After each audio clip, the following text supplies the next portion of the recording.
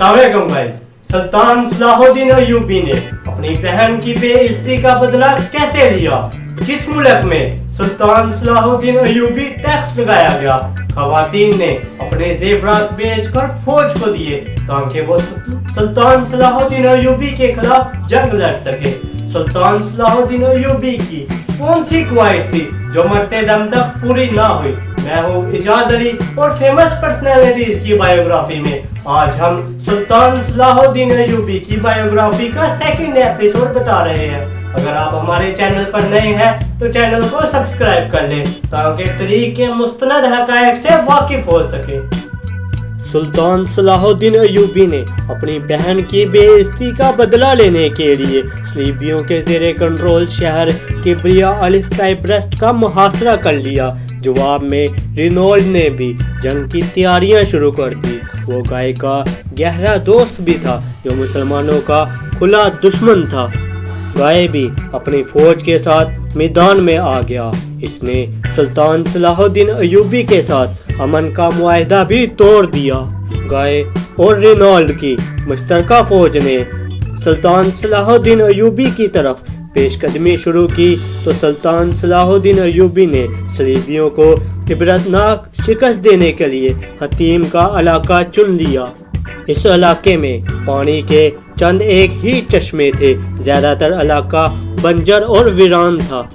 सुल्तान की फौज पानी के चश्मों के पास ठहर गई, जबकि सलीबी फौज को सुल्तान तक पहुंचने के लिए 20 किलोमीटर के एक ऐसे इलाके से गुजरना था जहां पानी भी नहीं था। कुछ सलीबी कमांडर ये कह रहे थे कि आगे बढ़ने में खतरा है क्योंकि इन्हें फौज के लिए पानी भी नहीं मिलेगा, लेकिन गाय ने इनकी बात ना मानी। गाय को इत्मीनान था कि जंग में इनको कोई नहीं हरा सकता।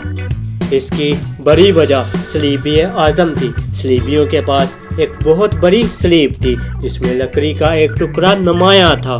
सलीबियों का अकीदा था ये टुकड़ा इसी असल सलीब का है जिस पर हजरत ईसा को रूमियों ने मसलूब किया था। सलीबी फौज सलीबी आज़म को 20 बार मैदाने जंग में लेकर गई थी और हर बार फतह हासिल की थी। गाय और इसके साथी समझते थे कि सलीबी आज़म की मौजूदगी में ये जंग भी वही जीतेंगे, इसलिए इन्होंने रास्ते की सारी मुश्किलात को नज़रअंदाज कर दिया। ये इनकी सबसे बड़ी भूल थी। ये फौज जैसे जैसे आगे बढ़ती गई गर्मी और प्यास की शिद्दत की वजह से बेहाल होती गई।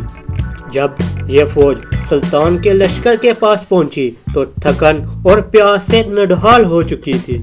जब रात हुई तो सुल्तान के फौजियों ने सलीबियों के कैंप में घुसकर गोरों की घास की गट्ठों को आग लगा दी। सलीबियों के पास आग बुझाने के लिए पानी भी नहीं था। आग की तपश से इनकी प्यास और भड़क उठी। आग और धुएं की वजह से वो लोग रात भर सो नहीं पाए। अगले दिन 4 जुलाई 1187 को सुल्तान ने सलीबी फौज पर हमला कर दिया। सुल्तान की फौज ने जहरीले तीरों की बारिश कर सैकड़ों सलीबियों को हलाक कर दिया। फिर फौजी दस्ते आगे बढ़े और दुश्मन पर टूट पड़े। सलीबी फौज के ज़्यादातर सिपाही बगैर लड़ाई के मैदान से भाग गए।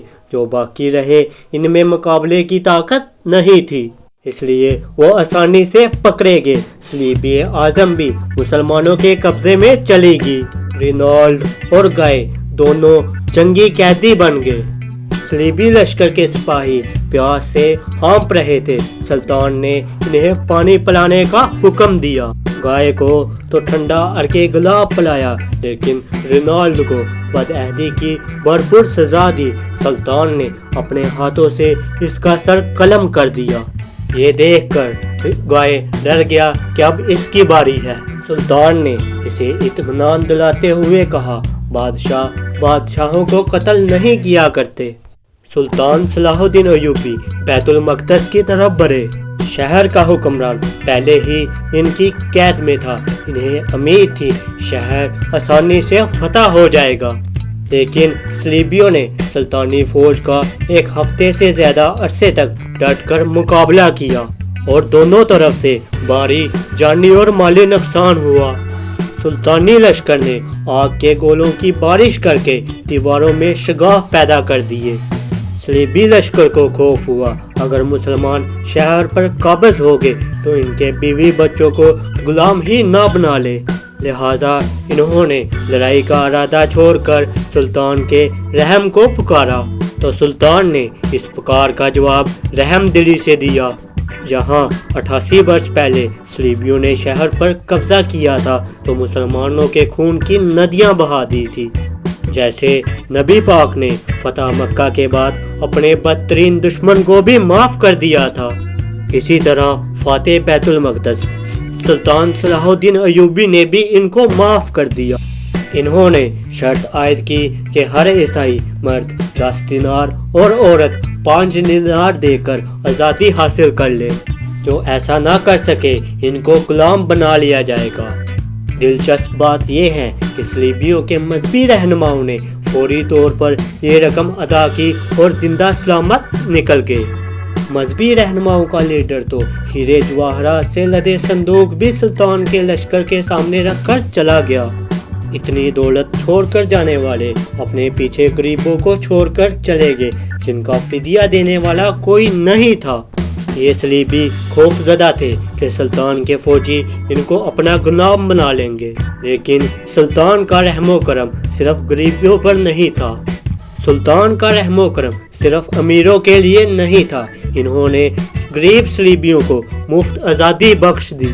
سلطان صلاح الدین ایوبی کی رحم دلی کا مغرب بھی اعتراف کرتا ہے۔ یوں 2 اکتوبر 1187 کو بیت المقدس پر سلطان صلاح الدین ایوبی کا مکمل کنٹرول ہو گیا۔ یوں 88 برس کے بعد بیت المقدس دوبارہ مسلمانوں کے قبضے میں چلا گیا۔ سلطان صلاح الدین ایوبی نے گائے کو بھی آزاد کر دیا، لیکن اس شخص نے آزادی کا ناجائز فائدہ اٹھایا اور بیت المقدس سے نکلنے والے صلیبیوں کو ساتھ ملا کر شہر کا محاصرہ کر لیا۔ بیت المقدس صلیبیوں کے ہاتھوں نکلنے سے سارے یورپ میں کہرام برپا ہو گیا اور جنگ کی تیاریاں ہونے لگیں۔ برطانیہ میں صلاح الدین ایوبی ٹیکس لگایا گیا تاکہ پیسے جمع کر کے سلطان صلاح الدین ایوبی کے مقابلے کے لیے فوج جمع کی جا سکے۔ یہ اعلان بھی کیا گیا کہ جو سلطان صلاح الدین ایوبی کے خلاف لڑے گا اس کے سارے گناہ معاف ہو جائیں گے۔ جرمنی اور فرانس میں خواتین نے اپنے زیور فروخت کر کے پیسے فوج کو دے دیے، چنانچہ برطانیہ کا بادشاہ ریچرڈ، جسے شیر دل بھی کہا جاتا تھا، وہ جرمن اور فرانس کی فوجوں کے ساتھ مل کر ایکا پہنچ گیا۔ ریچرڈ نے صلیبی لشکر کی کمانڈ سنبھال لی۔ مسلمان اور صلیبی شدید جنگ میں الجھے تھے کہ سلطان صلاح الدین ایوبی بری طرح بیمار ہو گئے، جس کی وجہ سے جنگی محاذ پر ان کی فوج کا کافی نقصان ہونے لگا۔ سلطان کو محفوظ مقام پر جانے کا مشورہ دیا۔ لیکن ان کی غیرت نے گوارا نہیں کیا کہ وہ اپنے ساتھیوں کو دشمن کے رحم و کرم پر چھوڑ کر چلے جائیں۔ اسی دوران ریچرڈ نے ایکا پر حملہ کر دیا۔ سلطان ایکا والوں کی مدد کو نہ پہنچ سکے۔ ایکا شہر میں موجود مسلمانوں نے ہتھیار ڈال دیے۔ سلطان نے ریچرڈ کو پیشکش کی کہ اگر وہ ایکا کے قیدیوں کو چھوڑ دے تو صلیبِ اعظم ان کو واپس کر دی جائے گی۔ سلطان ریچرڈ کو قیدیوں کی رہائی پر تاوان دینے کے لیے بھی تیار تھے۔ تاوان کی رقم طے پا گئی۔ سلطان نے پہلی قسط بھی بھیج دی، لیکن ریچرڈ نے یہ قسط لینے سے انکار کر دیا۔ اس نے بہانہ بنایا کہ تاوان کے حوالے سے کچھ صلیبی رہنماؤں کو اعتماد میں نہیں لیا گیا۔ ریچرڈ کچھ عرصے تک تو بات چیت کرتا رہا، لیکن جوشیلا اور جلد باز نوجوان تھا اور جنگ کا بھی شوقین تھا، لہٰذا وہ زیادہ دیر تک بات چیت نہ کر سکا۔ اس نے عورتوں اور بچوں سمیت 4000 قیدیوں کو قتل کروا دیا۔ سلطان صلاح الدین ایوبی کو اس قتل عام پر سخت غصہ آیا۔ انہوں نے صلیبِ اعظم دمشق بھیج دی، جو کبھی صلیبیوں کو نہیں ملی اور تاریخ کے ریکارڈ سے غائب ہوگی۔ آج بھی کسی کو معلوم نہیں یہ سلیب کہاں ہے۔ ریچرڈ نے مسلمانوں کا قتل عام کرنے کے بعد ساحلی شہر جعفر پر بھی قبضہ کر لیا۔ صلاح الدین ایوبی نے پیچھے رہ کر بیت المقدس میں دفاعی پوزیشن لے لی، لیکن ریچرڈ بیت المقدس کو فتح کیے بغیر واپس چلا گیا۔ سلطان نے جعفر کی طرف پیش قدمی کی۔ اس موقع پر دونوں فوجوں کے درمیان شدید لڑائی ہوئی، لیکن کوئی فیصلہ نہ ہو سکا۔ اسی دوران ریچرڈ بیمار ہو گیا۔ سلطان نے اس کے لیے دوائی بھی بیچی اور خود بھی اس کی عیادت کے لیے گئے۔ ریچرڈ کو اپنے وطن کی یاد ستا رہی تھی۔ اسے یہ خبریں بھی مل رہی تھی کہ اس کے بھائی جون نے برطانیہ میں اس کے خلاف بغاوت کر دی ہے۔ ریچرڈ نے صلاح الدین ایوبی سے صلح کر لی۔ صلح کے تحت جعفر اور ایکا سمیت کچھ ساحلی علاقوں پر صلیبیوں کا کنٹرول ہو گیا۔ سلطان نے انہیں بیت المقدس میں اپنے مقدس مقامات کی اجازت بھی دے دی، جس سے صلیبی اپنے مقدس مقامات کی زیارت کر سکتے تھے۔ یوں یہ لڑائی ختم ہوگی اور ریچرڈ برطانیہ واپس چلا گیا۔ ریچرڈ اور سلطان صلاح الدین ایوبی کی 3 سالہ جنگ ختم ہوگی۔ صلاح الدین ایوبی دمشق چلے گئے، لیکن ان کے دل میں ایک خواہش تھی۔ سلطان کو حج کی بہت آرزو تھی، لیکن وہ اپنی مصروفیت کی وجہ سے اب تک حج نہیں کر سکے تھے۔ جب وہ دمشق واپس پہنچے تو اس سال بھی حج پر جانے کا وقت گزر چکا تھا۔ سلطان بہت رہے اور جب حاجیوں کا ایک قافلہ واپس آیا تو سلطان اس کے استقبال کے لیے دور تک گئے اور ایک حاجی کو گلے لگا کر بہت روئے۔ واپسی پر ان کو شدید بخار ہو گیا۔ سلطان صلاح الدین ایوبی اس قدر بیمار ہوئے ان کو کوئی ہوش نہیں رہا۔ 4 مارچ 1193 کی صبح سلطان نے آنکھ کھولی، تلاوت سن کر مسکرائے۔ ان کے لب ہلے جیسے کچھ پڑھ رہے ہوں، پھر ان کی روح پرواز کر گئی۔ سلطان کو دمشق میں ہی دفن کیا گیا۔ اس ویڈیو کو لائک اور چینل کو سبسکرائب کر لیں۔ ملتے ہیں نیکسٹ ویڈیو میں۔ اللہ حافظ۔